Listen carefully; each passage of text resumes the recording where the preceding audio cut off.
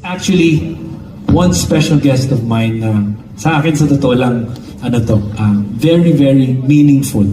Kasi he's one of my favorite singer-songwriters of this generation. Yan na. He's one of the hottest, hottest P-pop artists. As we call him a legend too. Of course, he's a P-pop legend. My generation listen up. Because this guy is, I'm telling you, this guy is something else. And para sa akin, Probably one of the most brilliant minds, I think, in this generation right now for me. ikaw na nag-introduce. Hindi, Yes. totoo yun. Tsaka, ito ang sasabihin ko sa kanya. Ito talaga, alam itong generation ko, alam niyo na ibig sabihin ng bias? Yes.